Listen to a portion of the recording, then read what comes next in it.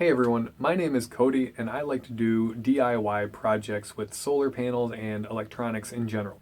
In a previous video, I made a 12 volt battery out of these 25 amp hour Navitas cells, and in this video, we are going to take it to the realm of insanity and I'm going to build a 48 volt e-bike battery out of these. So we're going to build a battery 4 times this size. Let's get started.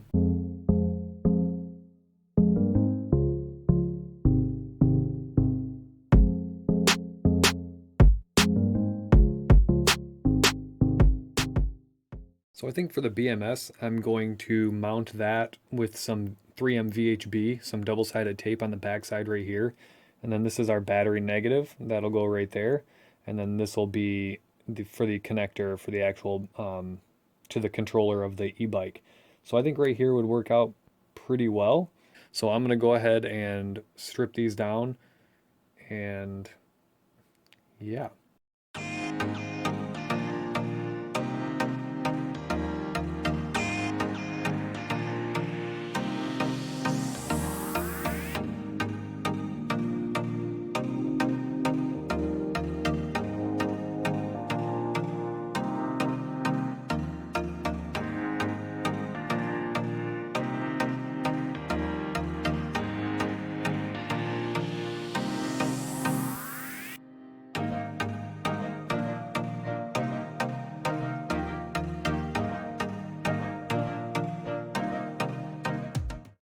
All right, that was pretty easy. I do like the heat shrink on these, although this wire is a little bit on the thin side, but you can just barely see that there's a little bit of adhesive sticking out right here. These are thin for this heat shrink. These are smaller diameter than they should be, so I'm sure on a little bit thicker wire that adhesive would really stick out. So yeah, I'm pretty happy with those. I'll probably be ordering more of these. It's WireFi. It's available on Amazon, reasonably priced.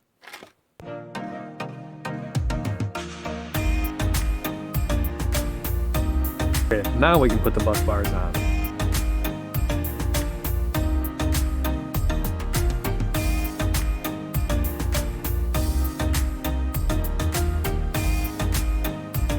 See what I did there?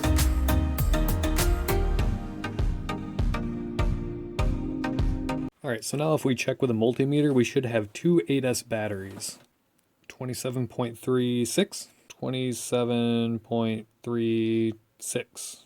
Not getting a good connection on these bus bars because they're not bolted down yet, but all looks correct. So we should be able to just make a series connection here, which I'm going to do with a piece of wire because I don't have a bus bar handy. You know what, I'm just going to make a bus bar for this real quick. And then we'll have our 48 volt battery.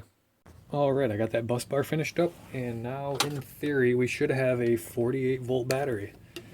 So let's check. 54.7, perfect. So now we need to go through and put all of our BMS leads on here, starting with this as our main negative, and this is positive 1, 2, 3, 4, 5, 6, 7, 8, 9, 10, 11, 12, 13, 14, 15, and our 16th positive right here. So I'm going to go ahead and do that now.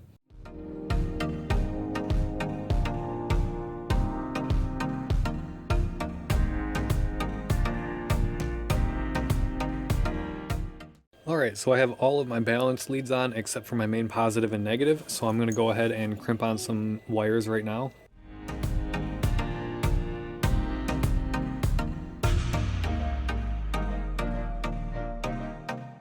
Okay, so I have the terminal on here, so what I'm going to go ahead and do is mount this on the side of the battery on the back side here. If you've never used this stuff, it's amazing. It's double-sided tape and it holds like crazy. So this is going to be my positive lead right here. It's going to come over here and connect in with the negative of the BMS. So I'll go ahead and put a terminal connector on here now. Alright, got that on there, and now I can strip this end and solder the BMS black wire here and this wire here to an XT60 connector.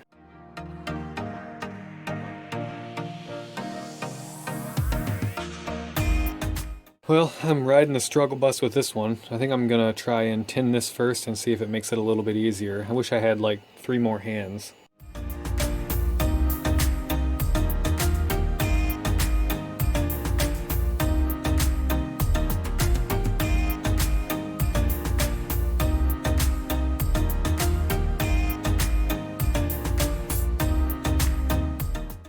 I'm sure there's a technique to this that I don't know about, but got the job done. It's soldered on there. I can see a little bit of solder sticking out all the way around the bullet on this, so I'm calling it good.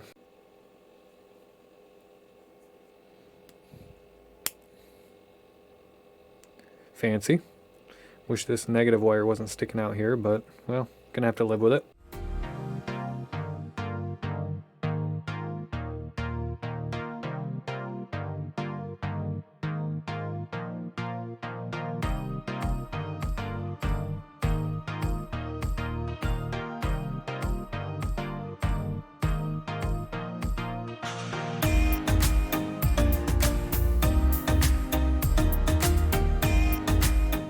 Okay, so I have the battery finished up. I have all the terminals tightened down. The BMS leads are all done.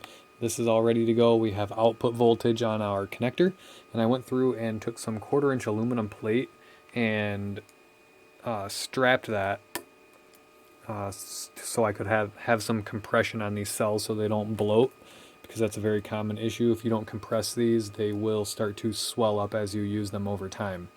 I bought this 350 millimeter shrink tubing from Battery Hookup, and it is going to fit over the battery this way just about perfectly.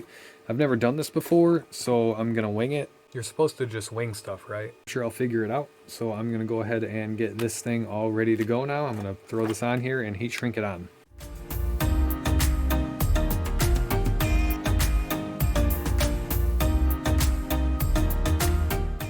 Well, that was way too much shrink tubing, so I'm going to trim this down to just have about 1 inch on each end and do this again.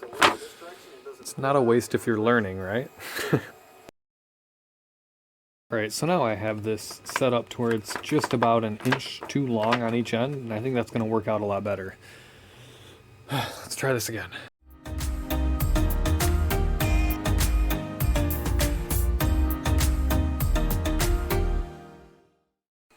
Alright, so I'm sure that could have been better, but for the second time ever trying it, I'm pretty happy with it. Everything's tight. I was really hoping this would wrap around and kind of encapsulate the ends of the batteries a little more, but it worked out okay. You can see it's all pulled tight. All of this is tight, and then I have a nice flat surface on the bottom, and I'm probably going to end up using some of this VHB and mounting this on the back of the bike to see how well that'll hold up. So now we're ready for the fun part, which is mounting this on the bike and doing some range testing. Alright, so this is my first ride. This was basically just a tryout of the system overall. I didn't know if the mounting was going to work out or anything like that, but I did try to pedal as little as possible. I was being extremely lazy, and that was on purpose. I did a lot of full throttle riding and very little pedaling because I wanted to represent basically worst case scenario of making the battery work as hard as possible, just to see what kind of range I would get with doing as little as possible to help the battery. What it ended up being was about 7.28 miles, so I'm pretty happy with that. The battery still set 100% after this, which was pretty impressive overall. But yeah, a good first ride. So on the second ride, I did not charge the battery after the first ride. This is a continuation of the discharge cycle from the first ride because I'm trying to run it dead, obviously. So I found some smooth road. This is a similar path that I took on the first ride, and I basically just kept running loops. So you'll see I found a bike path that had a pretty smooth road, and everything went pretty well. Same thing, I tried to pedal very little. I tried to be lazy, trying to be a lazy American. And so basically, at the end of all of this, I ended up with about 10.11 miles added to the 7.28 miles from the first ride. So we're looking at 17.39 miles total so far, and we are still going strong.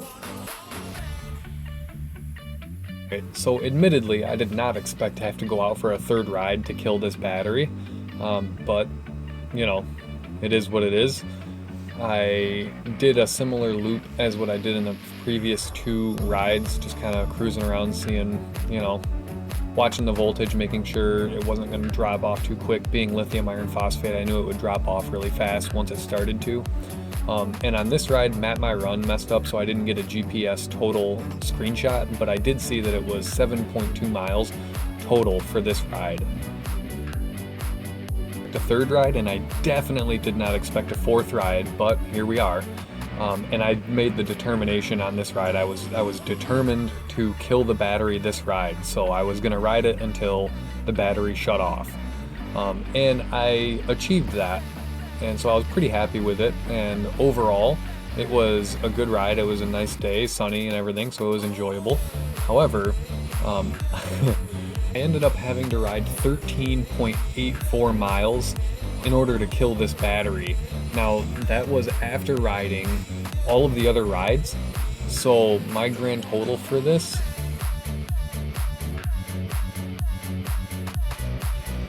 battery has completely exceeded all of my expectations. I just can't believe how long this thing lasted, especially pushing it the hardest I possibly can. I thought for sure it would die way sooner than this.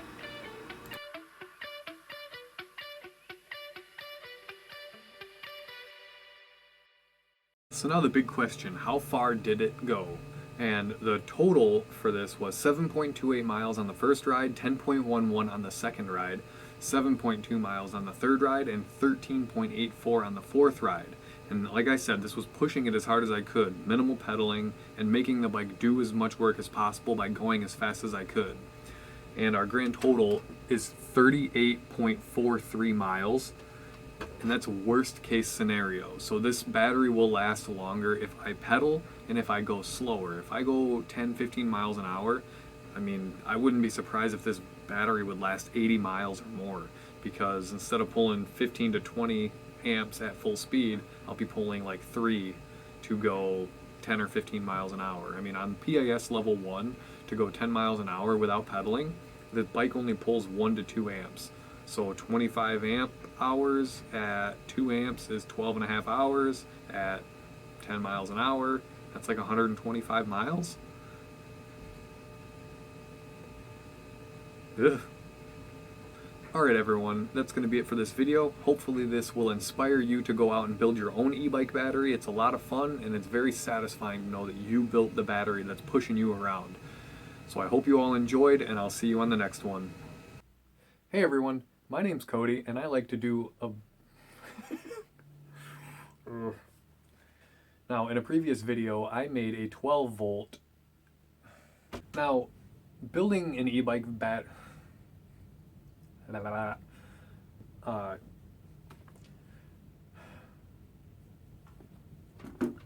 that was easy. So I got everything all... Alright everyone, that's going to be it for this video. I hope you enjoyed. Alright everyone, that's going to be it for this video. I had a lot of fun making this one, and I doubt I'm going to do any range testing in the future because this took quite a while. So anything slower than this and it's going to be... Alright everyone, that's going to be it for this video. I hope you all enjoyed, and I'll see you on the next one. I don't like it.